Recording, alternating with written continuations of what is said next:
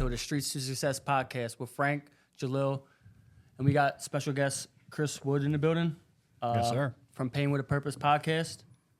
So me and Chris been in contact on Instagram. We both started a podcast, so we have that in common. I'm sober, he's sober, so we also have that in common, and just try to keep positive vibes all around. So typically, what we do is we give out stories, right? Like everyone has their own story, their own experience, hopefully to motivate somebody else.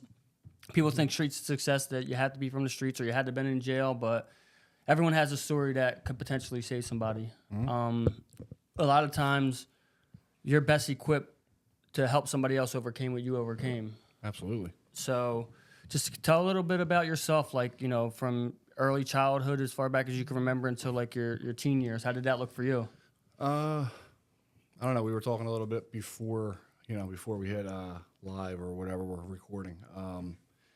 So I grew up in like a loving house, really. It was my mom. My dad was never really around, but like it was my mom and my grandparents. My mom worked like two jobs at any given time to put me through Catholic school. I think she would take out like a loan. She would take out a loan and like pay it, the whole year, and then work the second job to pay it off throughout the rest of the year. Grew up with everything that I ever needed. Not nearly anything I ever wanted, but like we had, food in the fridge, right? My grandma, home cooked meals. We ate as a family, right? Grew up in. Most people would think that I grew up in like Roxborough, right? But we were just joking about it. I actually grew up in Germantown, right? So, it was a 19144, right? But I played sports in Roxborough, hung out in Manayunk. All my friends were from that area. Kind of like moving forward, through my story and where I kind of took like a hard left. I ended up going to Catholic high school right in the city of Roman Catholic, right? Okay. Two-sport athlete. What sports were that? Soccer and baseball. So being in Port Richmond, there was a lot of kids on my team from down here. Yeah. It was right around the same time when North closed. So it was like... What, North Catholic? Yeah. Yeah, what year you graduated? 11. Oh, 11? Yeah. Oh, you graduated a year after me. I graduated in 2010. So I should have graduated in 09. Oh. But I got held back twice. Okay. So we should have known that there was like some serious issues then when I was getting held back before I even like found anything that really like worked for me. But yeah. How was your household life? Like, how was your relationship with your mom? Did you have siblings? Was there a father active? You said he wasn't really in, but what was the situation with that? So like with dad, so I have 3 brothers and 1 sister, all half brothers and sister. Okay. So my mom's the only child. Who lived at home? So it was my mom and my grandparents. So my grandma, my grandpa, and me. And the siblings lived with their other mothers and fathers? Yeah, so there's pictures of like when I'm like a toddler, I guess, like with like my brothers and sisters at our house in Germantown, but like I don't remember any of that stuff. Yeah. From what I understand and what my mom told me, if anybody's listening and it's different, I'm just going off of what my mom told me. So, but I believe that she tried to like really try to have everybody like together, right? Like have my brothers and sisters together. And then I found out about my brother Sean, who also went to Roman. I found out about him, I think, at a sports banquet when I was like, 12. So like we were at a football banquet, and they said player MVP of the year, whatever pound he was playing, and like Sean Woods, and I was like, who the fuck's Sean? And my mom was just like, you might want to talk to your dad. So no, but dad was never around, but he was always around, if that makes sense. So he was around, but not active. Yeah, well, he like nobody broke his balls. Kudos to him. I don't know how he pulled it off. Flew under the radar. He would umpire, referee, coach every team in Roxborough and Manayunk, but not come to any of our games. So like that resentment was there very early on. I remember one year he like dropped off a birthday card, right? And like there probably was cash in there, maybe not, I don't know. But all I know is I remember I just like directly went to the trash can. I was already crying, and I just threw it in the trash. Would you say the absence of your father affected you as a child? I mean, I'm sure it did. My grandfather played like a huge role too. Okay. So he was definitely my father figure. He definitely pushed me probably too far to an extent in all like the sports and stuff like that. But yeah, I mean, I'm sure it did. Yeah, Yeah. I was gonna ask that too. Who was your like father figure, male role model? Your grandpa? That's the Yeah, only. my grandpa for sure. Okay. Yeah. Which would be your mom's dad? So it gets crazier from there. So I found that out probably like freshman or sophomore year when I was already fully addicted to drugs, but that he was not my mom's dad. You know what I mean? So it's not your blood grandpa. No, he's from like Kansas. So like my mom or my grandmother got remarried, right? And like he just kind of like stuck and stayed, and he just was there ever since. That just goes to show you Wow. that blood isn't everything. Mhm. Like, Yeah. Yeah. So I heard you drop in addicted to drugs in freshman year. So what's that? 14 years old. 15. So I got held back twice. Okay. So yeah, 15, 16. I was that kid that was driving freshman year. Okay. So I thought I was the man, but I also, was like addicted to opiates. How did that start? So my mom got remarried, and when she got remarried, again, it gets even weirder from there. So her new husband's name was Chris. His son was Chris, and I'm Chris. Right? Wow.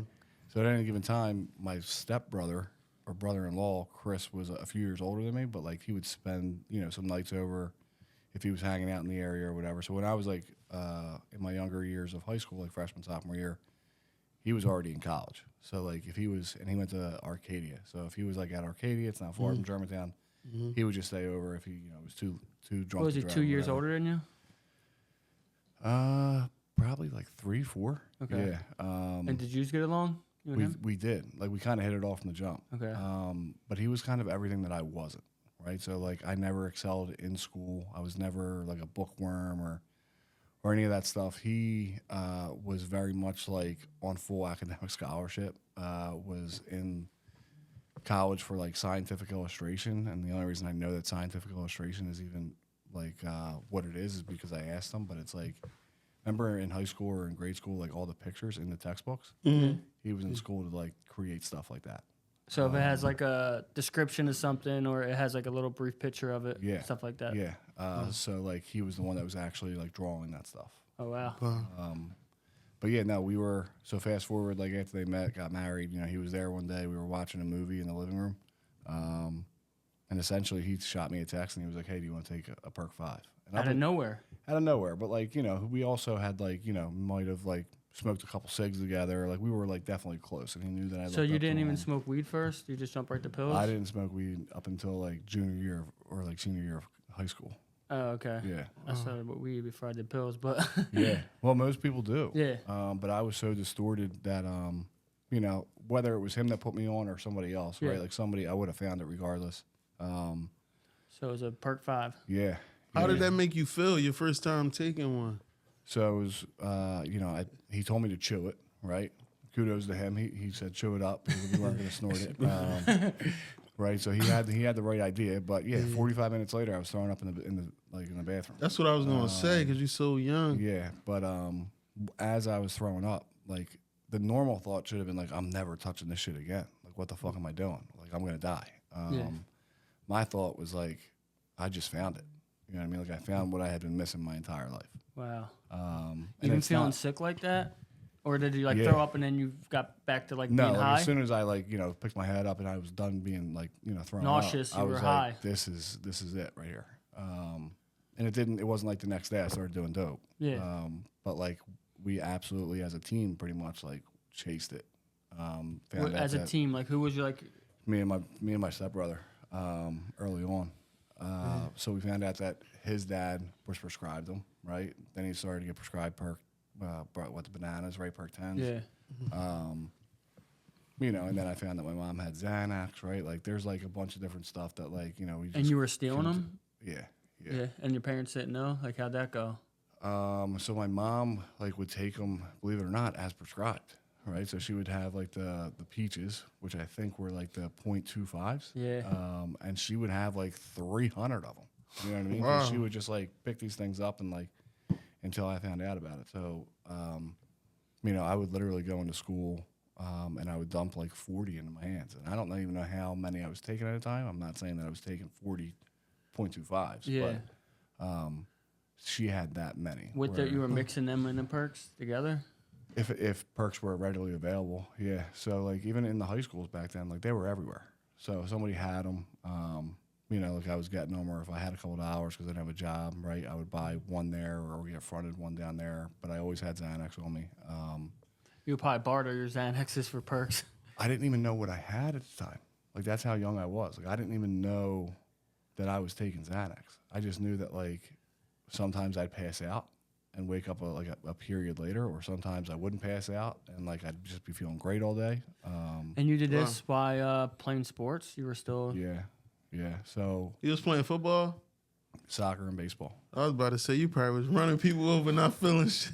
I tried to play football because my brother was like a bigger name in the area, like on the football teams, and he was like the varsity running back when he was at Roman. And I tried, but my mom never let me play like real contact sports like that. And they tried to put me in at running back at CYO, and I like got my, it was like I almost got killed. You know what I mean? So I was like, I'm not that once. So obviously the addiction, or even not even if you're addicted, if you're taking them here and there, pills, whether it's Percocets, whether it's Xanax, whatever, it has to affect you academically and then also when you're playing sports. Yeah. So you couldn't even become close to your potential if you're doing this stuff at school or at sports. Yeah. So the Xanax at some point kind of like phased out. I don't know why or how or really. Mom stopped getting it prescribed. No, I don't think she ever did. I think she probably caught on a little bit, and she didn't know if it was me or my stepbrother. Yeah. So she probably started hiding them. But really, like the opiates took the front seat, and it was like we're gonna go after this, and this is what I need every day. Because at this point, I was fully withdrawn. Like I was fully sick by lunchtime every day. Back in 2010, 2011, 09, 08, like the polo jackets were a big thing, right? So, reach out to me if you ever were missing a polo jacket, because I don't know whose I stole, but I knew that I could like break into someone's locker and pretty much trade polo jackets for 30s if somebody had them. Wow. Did the teachers ever like see this or? I mean, I assume they saw it. I did have like one serious moment with the disciplinarian where they called me in and they were like, we know what you and your boy, Jake, he was actually on my podcast, but he was like, we know what you and your boy Jake are doing. Like, we're going to figure this out. Either you're going to tell your parents or we're going to tell your parents. So, like, as sick as I was back then, I went home. I told my mom exactly what I was doing. She was like, you're going to take a drug test. I was like, I'll tell you exactly what's going to be on it. Just Percocet. And I came up with this whole fabricated lie about how my knee was messed up and I needed surgery, but I still had to play because I was hoping to go to college. And I got to live with that. But like my mom went in there and went to bat for me and like pretty much like screamed at the disciplinarian of a Catholic high school, and nothing ever came of it. So they definitely tried, right? It's not like it's not because like lack of them like calling me out on it. It's just that like I was so sick that like I was gonna say or do whatever I had to do to keep it going. How were you getting these pills? You weren't working at the time. He said polo jackets. Yeah, polo jackets. That's only going to get you so much. Dude. You need one a day at least if you're taking. You need to at least not get sick. So really, however, without putting myself fully out there, like exactly how everybody thinks, right? Like I was stealing from my mom, I was stealing from the family. By my junior year, I'm army crawling on my mom's floor when I know she's in bed, right? Getting her debit card, leaving the house as quick as I can, essentially being the middleman sometimes. Whatever I had to do. My mom actually we had a conversation the other day. She didn't know that I was robbed at gunpoint, right? Like right in East Falls. Middleman in Oxy 80s when there were still a few left. I got robbed at gunpoint. They stole my car. Cops, showed up to the scene, put me in the back of the car. I always thought I was booked, right? Essentially, what they did was they actually put me in the back, and we drove around and looked for my car, and it was two blocks over. Oh, shit. In your car? Like doors open. What did they rob you for? How much money? They didn't get me for nothing. Oh. They almost got my mom's car. But but no, they didn't. So I called my stepbrother, and I was like, yo, no questions asked. I know you're at the house right now. You got to get my mom's spare key and bring it here right now. Like, don't even ask me why. Yeah. And not 10 years later, my mom was like, you did what? Like, my car was stolen. I was like, yeah. So your brother, for that story, your brother didn't, he wasn't like hip by hip with you then? Well, was it your brother, stepbrother? He wasn't what? Like hip by hip with you, like going out and getting them still? Was he still There was in the definitely mix? there was definitely times where we were, and like we've also done, you know, like some stuff that, you know, Yeah. like it depending on how it all unfolded. Like I would have a record, right? But I just don't. I'm just blessed in that sense. Yeah. But yeah, so there was times where he was with me. There was times where I wasn't. But most of the time, I was doing whatever I had to do or getting fronts. You know. How long did this last for? So I was addicted at what, freshman year, so 16 to 23 when I got sober. 7 years. Yeah. That's a blessing that you were able to get sober. You still was like pretty young, 23 years old. That's still pretty What- young. Some people would last way longer. I know people, grown adults, 50 years old, still to this day, they don't get 60 years old, they don't get it. But, you know, the light bulb don't go off or whatever it is. So, was it just pills or did it progress to? No, other I mean, stuff? as I got out of high school, so I went to treatment the first time directly out of high school, essentially. So You went right to get help, basically. pretty much, yeah. Like my mom didn't even know to the extent of like how bad it was. She actually told me as I like got sober and stayed sober that she originally thought it was just like tree, like I was just like strung out on tree. Mom, I was stealing your debit card, dude. I was stealing everything, literally anything that of value in the house. Like, you know, I can say that today, right? And like I was denying it at the time, but it's a living amends that I continue to make. But yeah, it was bad, right? So when I finally reached out and told her like, hey, I need to go to help, like any loving support person, whether it be my mom or anybody else, had me in treatment. I think like within 24 hours, which it wasn't like it is now, right? Like I actually had to like do the footwork where it was like I had to sit on the phone. Didn't matter what insurance I had. There was a wait list. I had to call in every hour, make sure that they still had a bed, or I was like in line to get the next bed. And then I went to treatment another like 9 times after that. So 9 attempts to Yeah. get sober. Mhm. So right out of high school at 19, because you said you were. Yeah, 19. So 19 and 4 years of trying to finally get it. So anyone out there listening that is struggling, you might not get it the first time or the 10th time or, you know, but it's still possible. And Yeah. this is why we have people on here too to show possibilities. Real quick, Frankie, I want to ask him. Also, how long did the time last that you were in rehab in between? Like, was it just like a month and then you just came home? Because I remember times that my family and my grandpa always jokes about it. We dropped my dad off, and he was like, my dad made it back home before we did. Like, so how long was the times that you were in the rehab? So it was, and this is like the weird thing about addiction, at least the way that I see it, is like there was times where I did 30 days in treatment. There was times where I did 7 days. There was times where I did 4 days and left. You know what I mean? There was times where I was the rehab president. You know what I mean? And like, Snap. but as far as like when I left, like there was times where I got high immediately, and then there was times where I stayed sober or clean for like 10 months, and then there was times where I got high like 2 weeks later. Like there was no rhyme or reason to it. I did the best when like my mom pretty much like had me like, you know, to her hip at all times. You know what I mean? Okay. I was going to say, could you try to like identify what it was that kept you sober when you were sober for them longer stints, like a 10-month period or whatnot? Like, So that when I had 10 months, I actually had gone to a recovery house in Levittown. And like, you know, just by essentially being around supportive guys, like I stayed sober. The other times that I was able to like string together a couple months or a couple weeks, like I really wanted to like recreate my life. For some reason, I just couldn't do it. Yeah, I just don't know why. Or, you know, people talk about willpower and things like that. And it's like I used to, when I was sober for like a year, 2 years, 3 years, 4 years, like I was that guy that would like love to like get in fights on Facebook about people that were like, you know, that junkie, you know what I mean? Like he wants to, you know what I mean? If he wanted to change, he would. And it's like, you think I wanted to army crawl on my mom's floor? Yeah. You It's, know what I mean? it typically a lot of times comes down to when you are really ready to do it, man.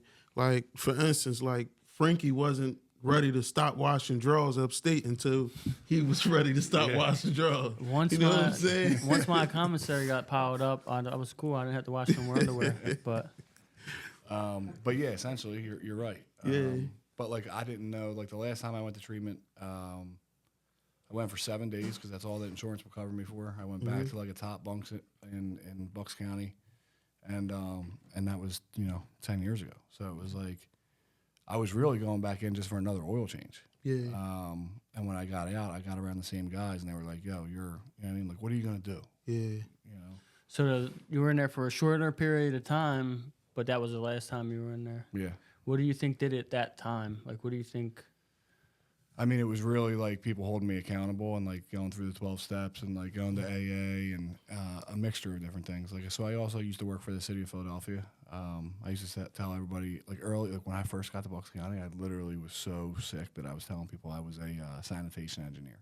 You know what I mean? What were you? I was a trash man. Me too, bro. Yeah. It was I'm a crazy. sanitation engineer. So I ended up leaving that job because like, you know, at the end, like that's my job is where I used to cop. You know what I mean? Like I was down, like, so I was down the way I was down at like being Indiana, and like essentially that's how it all kind of transpired. Is So like you one day- quit your job? Yeah. I went and got a job at a temp agency, making whatever minimum wage was back then. It was at Estee Lauder. I lasted the first like half of the day. I was putting Half of the day. like so like you know like what is it, Tommy? Is it Tommy Girl, the cologne, or Tommy Boy, Tommy I'm not Hilfiger? familiar. Tommy- Tommy Hilfiger. Yeah. For 8 hours they wanted me to take it and put it in a box and then ship it down the conveyor belt. So like 3 hours in, I was like, I'm out. Like I can't do this. And you're sober now. Yeah. But like I did have enough sense about me to call the person that got me the job that was at the temp agency and say, hey, respectfully, I'm not the guy for this job. If you have something that comes across your desk, by all means, keep me in mind, but I cannot do what you just, you know, signed me up for. Yeah. About 3 or 4 weeks later, she called me and they were like, hey, this is a direct hire job. It's going to be like something where we put you in York, PA for a couple weeks. You got to train on the job. Or train up there and learn this machine. It was like a lamination job for shrink wrap, so like what these are wrapped in, stuff like that. And you know, I don't know how I did it or how I pulled it off, but it was a mandatory 12-hour shifts, 5 days a week. And you did it Yeah, for how long? over a year. So coming out of school, or you know, when you're coming to graduate, whatever, what did you think your career path was going to be? I was supposed to play major sports. You're supposed to play it. Yeah. Well, baseball. Bryce, I mean, I was you're that supposed to sick. be- I was that sick where I thought I was that good. Like, I'm really not at all. Do you never know if you didn't have, you know, you didn't give it your full. So if I do sometimes think about, because my grandfather like pushed me super, super hard and like really put me in a position to have like the opportunity to be seen and things like that, and like put me in these so like in the soccer community it's called like the Olympic Development Program. And I played like a few years of that, and like, you know, going to these collegiate you know, showcases and things like that, but I didn't know what my life was really turning into. I had no idea. I did a few years bartending before I got sober, so I was like, maybe I can do this. But again, being from Philadelphia, like I was bartending right next to Villanova. So like It was partying too. they were partying. Not only were they partying, but they were nothing like me or us, right? In the sense of like they don't really know City, much. yeah. You know what I mean? So like probably there was like some sort of like weird attraction to like The city boys, the bad boys, yeah. you know what I mean? And like I'm like the farthest thing from it, but realistically, I had a lot of fun up there for a number of years until I eventually got fired from that job for getting caught Stealing drinking- bottles. Literally drinking on the like, we closed the upstairs bar and my boss called me down. He's like, "What is this?" And I'm like, "That's me drinking Fireball out of the On bottle." camera. Yeah, whole upstairs bar is closed, and I'm just drinking a bottle of Fireball. Yeah, So where'd you go from there? back to rehab. Back to Reed. Oh, okay. Okay. Back to rehab. Back to rehab. And then I actually met my now wife in that rehab stint. Okay. So as much as like we tell people like, you know, don't meet a girl in rehab, like technically we're a success story, but technically we're not, because she stayed sober and I didn't. But yeah, I AMA'd from that rehab too. Went right back to the bar that I was. It's crazy because Lo met his partner when he was incarcerated too. One of No, them. did he? It is. Hey, listen, it's 2024. I don't judge. No, so you had the laminating job. You said you had to work there for 5 days, 12-hour shifts. You're getting overtime, I hope, right? So you're making some money. You're So sober. it was the most money I had ever made. I tried like selling tree when I was getting high. It never worked out for me. I tried selling at some point, like I was prescribed like Suboxone and Xanax or Klonopin. You know, before I got sober, I tried selling them. Never worked out for me. So like being that early in recovery and having that much money, yeah, I mean, I was crushing it. Were you spending it? Were you saving it? Did you start to develop a plan now? So I definitely wasn't saving anything. Oh, okay. But I definitely wasn't like really spending it on anything either. Like I was just eating out, you know. So like that's the quickest way to burn your money is to eat out every single day. Yeah. I probably spend more money than a drug addict. Tell me about it. Every time I turn around, he the only person I know eats 6 times a day. No, he's lying. But that's the thing. What are you eating? What isn't he eating is the question. Because I literally just did an episode on my podcast, and it was like, I have like a few things in my life that are still like my vices, right? Like the gym's one of them, but the other one's a complete contradiction, and it's like fast food. So no, I don't eat really fast food like that. I mean, I do not. When do I eat like McDonald's or anything? Chick-fil-A, that's fast food. That's different. No, it's not. Chick-fil-A is like the steak of fast food. Yeah, I don't eat McDonald's. I don't eat Wendy's. I don't eat Taco Bell. None of that shit. My thing is I have like Taco restaurants. Bell and McDonald's right next to my house. And you eat them still to this day? Yeah. I mean, my Can't eat my it. I wife just know doesn't how even bad much it I is. eat. I know how It's bad like it is, soda. too. Like I like soda sometimes, but I know how bad soda is, so I just can't do it. Yeah. But I'm like, I'll do like restaurants. That's my And biggest. Stella's cheesesteaks. Yeah, they're good. So are you like at this point developing a plan for yourself? Like I kind of know where you're at today. Would so now you with your girlfriend at the time? She's not Girlfriend at the time. Everything got real fast track since then. So up until I'd say probably 5 years ago, like I didn't have a plan. I just still continuously, regardless of what I did for work at the time, like I just showed up and stayed sober. and stayed sober, participated in my recovery, but I didn't have like a plan. That was the plan, man. I mean, was the looking plan. back, yeah, everything Yeah. happens for a reason, and like hindsight's 2020. Like the plan was just to like maintain being a productive member of society. But it was probably, I don't know, I'm horrible with timelines. My kid just turned 7, so yeah, 3 years into it, right? My wife got pregnant. She had a new job, so like she didn't have insurance through that job yet. We're both living in recovery houses at the time. And we're both like, what the fuck are we going to do with a kid? Like, what are we going to do? When you were working at that laminate job, you were still in a halfway house working? Yeah. Yeah. Yeah, I stayed in the recovery house / sober house for like 15, 16 months. Okay, that's a long time. Which is crazy because I never wanted to be there. You know what I mean? But I fell in love with like the brotherhood and like... That's just like jail kind of. I can't be around men all the time like that. Well, I mean, the cool thing about like the sober house is that like they were there when you needed them, but Everybody's on not the when same not path. when like we all had jobs, we all had whatever. Yeah, so it was great for me. Yeah. It reminded you of not to get high too, bro. Yeah, Dealing with people that surround you that's on the same mission. So I mean, at a certain time, like, and you could probably relate to this, is like it's not that I forgot about getting high, but it was like there was bigger things on my plate, right? Yeah. There was more to live for rather than like throw this all away. Yeah. Especially when I got to a certain time or period of sobriety where I was like, there's no turning back now. What time was this? So like, I'd say probably like 18 months sober. I was like I don't want to like not even throw this risk it. away. Yeah. You know what I mean? I was also like still a little bit distorted with my thinking, where I was like, this is my identity now. You know what I mean? So like that played a huge part in it. But yeah, it got to a point where I was like, I can't go back now. You know? Well, now you're in a situation in your story where you're in a recovery house or sober living house, and your girlfriend is, and she's pregnant. So now, like, all right, we both can't. This isn't going to work, right? So, I told you a little bit about like my wife's upbringing and stuff like that, and like her family. I always knew that like she really looked up to her brother, right? He's a fairly successful person. He lives in, at the time, Manhattan. So like I already had like, anxiety and stress of like I had never even talked to this guy. Yeah. You know what I mean? And now like we're about to break this news to him. But like when we had to go get the first ultrasound, with her not having insurance, we had to go to like the women's clinic and like right on, what is it, Veterans Highway? Right in Bristol. I'm not sure.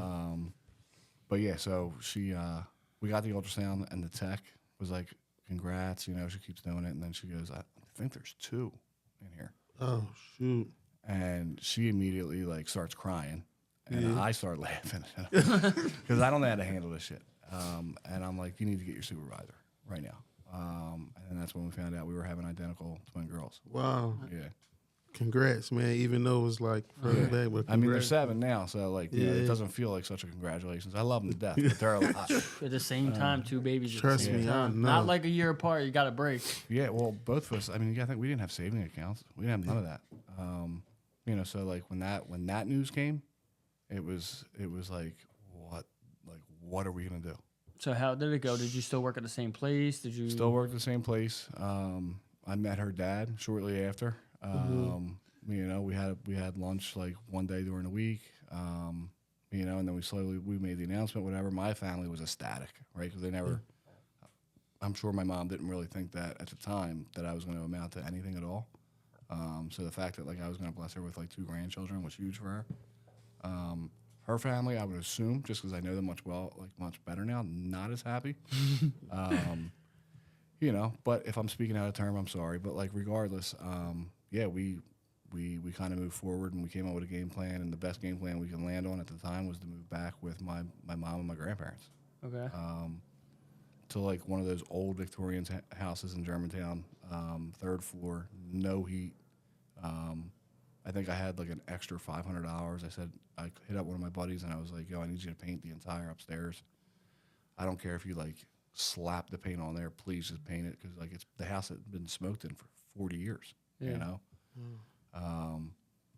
But yeah, once she gave birth, like she wasn't having it. So then we got no apartment. That was worse than that. But So how'd your career evolve as far as like what you started doing? so shortly after the kids were born, I did like make a decision to start working at a local treatment center in Bucks County for second shift, and like I started to like kind of really love hanging out with people like myself, right? Like now at this point, having a couple years sober, yeah, I kind of really took a liking to it. And then she told me that like, hey, my job's having a job fair. Why don't you come and show up? And I was like, why? Like, I kind of like where I work. You know, whatever. So I showed up to this job fair in Radnor at the Radnor Hotel, and still didn't really know what I was walking into. And yeah, I walked in there. It was for this place, Recovery Centers of America, and they were like, "Why are you here? Why you want a job?" And I was like, "I don't. I'm just trying to stay out of the doghouse." I told her I would come. And they offered me a job. I mean, we talked about like some stuff that I do for work, right? But they offered me a job at like $1 or $2 more than what I was currently making. And at the time, like I'll take anything I can get. And it was like 15 minutes away compared to 50. Oh shit, you made up. Yeah, so that's when I started at RCA, and again, it just was a job. It wasn't a career. It wasn't any of that stuff. But again, through like people that like I looked up to in like the program or just like in my support network, like they showed me how to be like a reputable employee. So I kind of like put my head down and I absolutely just was grinding for the next couple months, next couple years. And, you know, I went from like a entry level role to, you know, now being like senior, like business development, which is like awesome. That's great. Wow, yeah, that's super great. Yeah. So Where do you see yourself at now? Like after your position that you're in? So I really don't know. I'm back to like square one essentially. Because you know, like how at any job that like if you're working for somebody, right? Like there's going to be a cap. I'm probably at that point in my career. And don't get me wrong, like the cap has afforded me a life and my family a life that's like beyond my wildest dreams. But like now it's at the point where like a lot of us like-minded people are. It's like, what's next? You know what I mean? So like with my podcast and like I have a good buddy of mine that helped me like kind of work through all this stuff because when I first started, I was illiterate to all of it. We had thousands of dollars worth of equipment that I had invested into this podcast. And I was like, why wouldn't we just start a media company? You know, so we LLC'd that. I have like a media company. We're on with like a few retainers and whatnot for some small businesses. So, that's been pretty cool. But as far as like my day job, like it still is like any given day. It's like the best part of my life, or you know, the biggest headache that I have. But yeah, I don't know. We're back to the drawing board essentially. But you're making out good in your career. Your family's well taken care of. It's like now it's more purposeful work. Yeah, That's what you're looking for now. absolutely. Yeah. What made you want to get into podcasting? Excuse me. I really don't know. You don't know. I have no idea. And up until this day, like I still haven't really listened to a podcast like from start to finish, like not even my own. So that's why when people are asking like, "Hey, how's it going?" I'm like, I really have no idea. I'm just like throwing paper at a wall, whatever's gonna stick. Yeah. And that's like I'm not doing myself any justice with that because I know there's a lot of cool stuff out there. But yeah, one day. Oh, so all right, yeah, I know how it all happened. So when I went back to my still current job, I have left my current employer a few times, right? Because like I was like, grass is greener on the other side. So I think, and it's not. Sometimes it is, but for me it wasn't. When I got back, I was kind of spinning my wheels with like new business and trying to figure out how I was going to go about that. And I knew that there was like, there's a whole market vertical, right, of like podcasting and like really like personal branding and like the opportunities are really endless. So I had like a very small idea, and it's transformed into something that, you know, I could never even really imagine what it was. So who'd you kick this idea with? Like, I'm sure you consulted with your wife or consulted with a friend. Like, did you bring it to a couple people? Because some people don't understand, like I understand the importance of social media, the internet, branding, like personal brand. That's why I'm big on content for multiple things that I do, whether it's personal business, whether it's, you know, the renovation company, whether it's Shoots to Success. Like, I understand it's hard to keep up with it all, but when you're telling these people, like, what were their like initial feedback? So I'm sure you know, like you have a successful company, right? Like you know about like the pay-per-clicks and the Google ads and the SEO and all, or like whatever else there is, social media. I'm like, dude, like social media is not going anywhere, right? So it's like I've always been very timid of like being forward facing and like, you know, trying to build a personal brand. I already had a personal brand for like my profession, but never so much on social media. And it was all because of like self-doubt and like I care more, or I used to care more about like what people thought about me more than what I cared about myself. So like early in recovery, like I would put up like a motivational quote, right? Really not for anything else other than the fact that like that's how I was starting my day, and I just hit copy and pasted it to my page. Yeah. And people would like smoke me, you know what I mean? Like on Facebook, they're like, "Oh, okay, Preacher Woods," and I'm like, "That's not what I was trying to do." But all right, I guess that's done. I'm not gonna do that anymore. Yeah. And I held myself back for a number of years just because of like these preconceived ideas of like what would people say about me. And there's 8 billion people in this world, and you let 3 people throw you off of something that you were doing that was genuine and positive. And That's 3 crazy. billion probably needed to hear that to get them out of their hole, whatever hole they were in. Yeah. So, but yeah, essentially I started to like really build this brand, and then it just kind of turned into like a cool community, really. How supportive was your wife? I mean, she always, anything Yeah, I want to do. Yeah. that's what's up. Yeah, she actually bought me like a Sony camera, right? And like it would have completely done the job, knowing what I know now. But my buddy that I met in the gym that was gonna like help me with all this stuff, he was like, dude, it's got to be Canon. And I'm like, dude, you're 26. You don't understand how this works. Dude. Yeah. Like, my wife bought me this camera. So like we started shooting with it, you know. Let's with, just put it up, stand it up, Yeah. so when she walks in, she thinks it's recording. until one day it all came to a head because I'm still like an alcoholic in everything that I do, right? Like I just went with whatever his plan was, still lied to her that I was using this Sony camera. And then she finally Does she found know out. now because if she's She watching knows this now, episode? yeah. You had to sleep on the but couch when she found out. I mean, like she's like when she gets mad, she gets mad. When she flares her nostrils, dude, it sounds weird. It's like I'm like, yo, Dude, get I it. just asked my. I don't even want to get into it. Yeah, it takes a lot of patience. It does. No, I'm laughing because he wanted to bring up. I'm not bringing nothing He up. wanted to I'm bring not it up, bringing but he nothing up. knows that he'll be sleeping on the couch. So doing how many people have you interviewed so far, or how many people had on your podcast?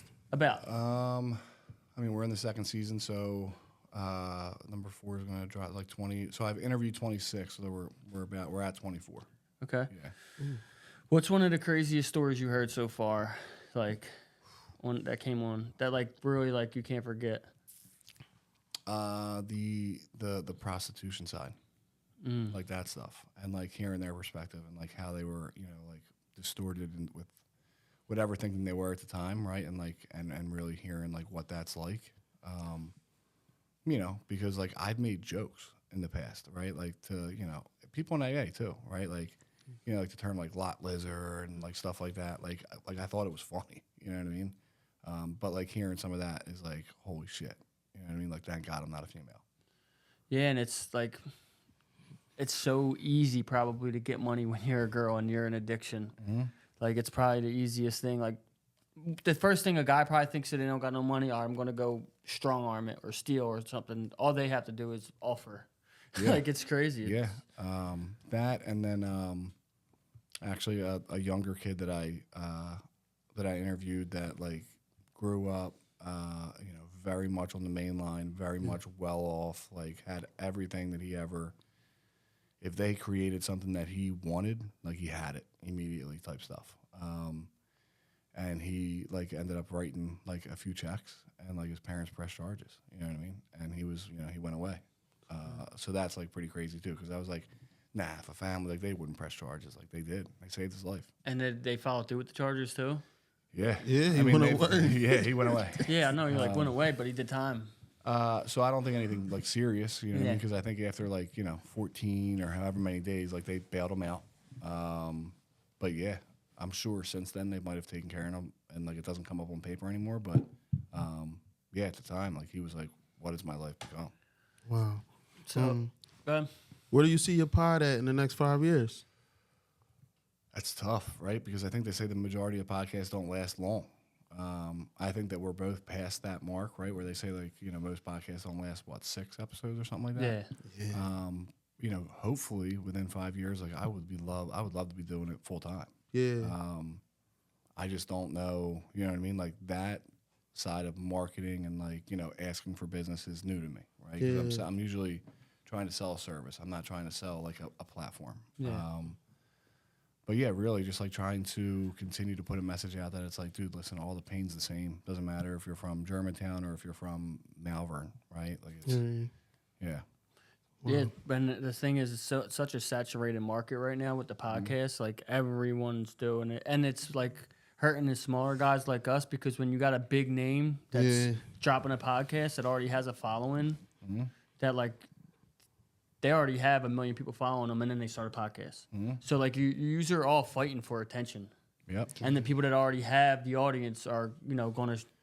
The cool part about it, though, is, like, I've also seen like podcasts that are like really struggling to hit that like 1,000 mark on Instagram of like a following. I think we're both at like, and like I haven't put $1 into like the actual like boosting reels or anything like that. And we've already surpassed that, right? So like the way I look at it is like our following, right? Although on the smaller side for sure, is real, right? Yeah. So more it's like tight, more of a tight people knit. are engaging with Organic. the stuff, yeah. Yeah, and another thing too is like, hopefully people see it as like, and they want to support somebody that's like from the bottom, that's coming from, building their way up and not just jumping in that already has a following. Like, yeah, I was with them. I was watching them since they had 100 followers. Yeah. I was just telling Frank, I think it was earlier, that the difference between us and them is like our stories are unique. Like seriously, like we really was upstate walking the track together. I really had to save him from getting beat up all the time. No, he didn't. Don't say that. No, I'm just playing, but like your story is unique. Yeah. You mean most celebrities and stuff didn't go through what we went through. If they did, they don't have the balls to say it. You know what I'm saying? So it's like that's the difference between us and the other podcasts and celebrities and stuff like that that choose to start it. The huge thing is that like if you're looking at the majority of these podcasts that have a large following, they're bringing on these huge names, right? That are absolutely getting paid to be on there. And if they have the funds and the backing to do so, more power to you. But I had somebody reach out that has like a following that I would like love to have on my podcast. And they were like, well, can you send the car? I'm like, you got the wrong one. I'm not sending a car. You. I was supposed to die 10 years ago. Like, I'm just talking about like, language of the heart. Like, I'm not sending a car for you. That type stuff motivate the hell out of me though. That shit just make me want to go hard. And then you got, absolutely. And then you got people like Little Snuff, right? That like came on and he was like, dude, that's not what we do. Like in the podcast world, like if you want, like I'll scratch your back, you scratch my back, right? Yeah. And like that dude, like that was huge. That's good. So it's like, there's definitely podcasts out there that have the backing, right? I don't. I'm okay with it, right? I'm going to continue to put Grind it out. like, whatever we got to put out. Consistency. Just be consistent and keep working on, your stuff. Like there might be a new technique you got to apply. There might be an up and coming guest that's going to just do it for you. It might be you never know unless you swing the bat. Like you never know when that hit's going to be a home run. So you just got to keep swinging the bat. That's how I look at it as too. And you keep networking. You keep getting better. Like, focus on what you can control. Yeah. Figure it out as you go. So when you have people on your podcast, what is a common thing you hear, with when they're talking about their addiction? Like what is one thing? It's just like every time I know they're going to talk about this. I mean, as you know, right, like nobody actually tried to become like a drug addict, right? Or like tried to become an alcoholic. So that's like the common theme, right? Is we've all been raised with morals and values. None of us were raised in caves, right? Even if we had like some of us had like harder upbringings than others, right? Like we all had people to like point us in the right direction. I don't know what the rhyme or reason is behind it, like why some of us go like really left when everybody else either goes straight or right. The difference is like, and the cool part is like when you tie it all together, like how, whether people know it or not, how they've turned all their pain into them doing something in like a sense of a purpose, right? Yeah. There's a ton of people out there that like wouldn't be a fit for my podcast essentially. Not because they don't have like a hard story or anything like that, but it's like, there's people that don't work in the drug and alcohol field, right? That like have turned it into like them being personal trainers, right? And like them like still fighting their own battles, but when they're with somebody helping them, they're getting more out of it. So it's been pretty cool. What's the most common thing you hear in recovery that you heard in recovery? That's like a large question. The most common thing. So I mean, you really gotta like. I would have to like answer it in two parts, right? Like early on, it was like, if you were gonna. If you want what we have, you're going to do what we do, right? If you want to stay sober, you're going to do what we do, and like you're going to live a certain lifestyle, and there's no really bones and picks about it, right? If if it's like apples, oranges, Tonka truck, right? If I'm living like that and like I'm living dirty behind closed doors, like I'm not going to last long. Yeah. And then on the flip side of it, it's like especially now in 2024, or about to be 2025. Really, and I believe this as well, right? Like I used to be that guy that would like beat somebody over the head with like a big book of Alcoholics Anonymous, and I was unsuccessful the majority of the time. It's like really like how am I trying to progress in my my personal growth?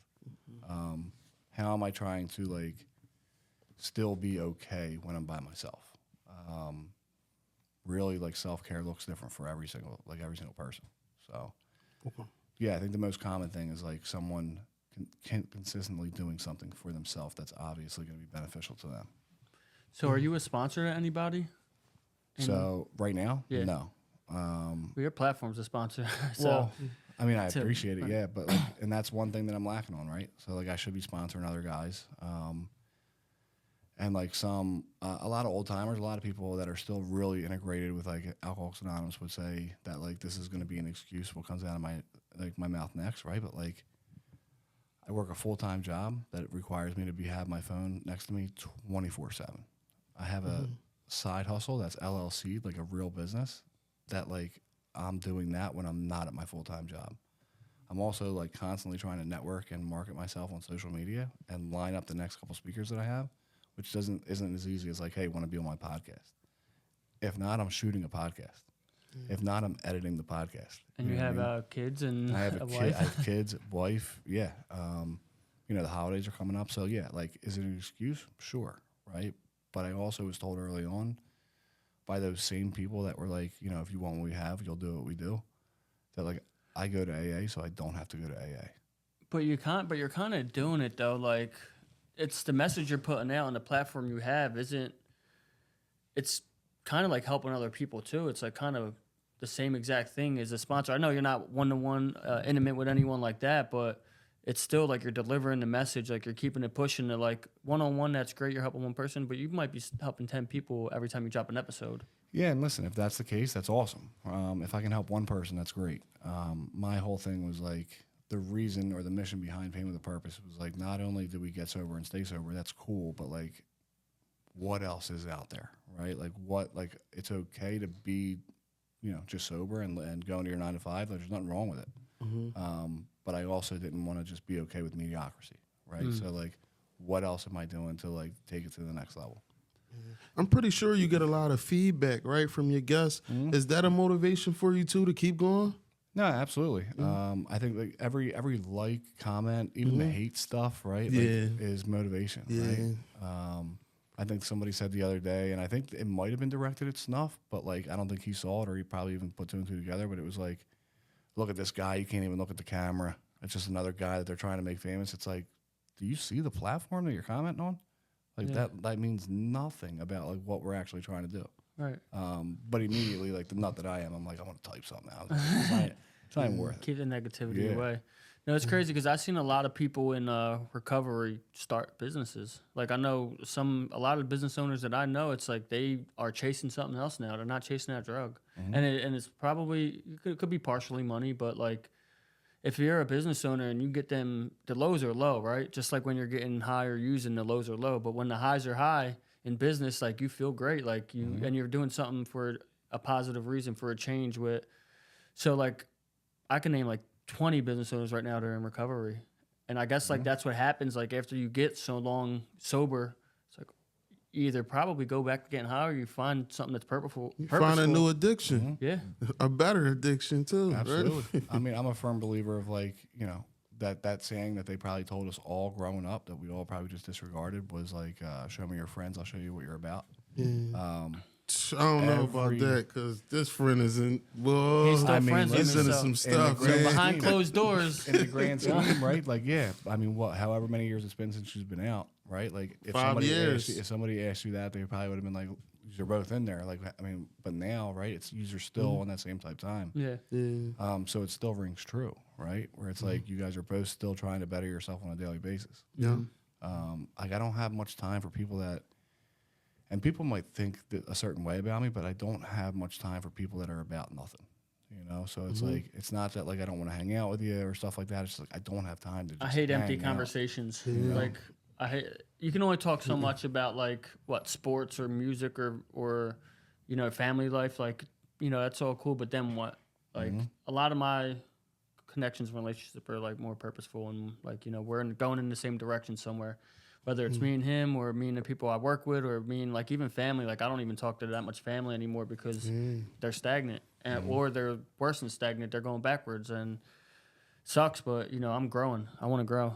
So, can you tell what is, I was just thinking, and I never did this before with guests, but what is one thing that, you know, some people might not know about you that, you know, a little fun fact about you that Chris Woods wants to put out there?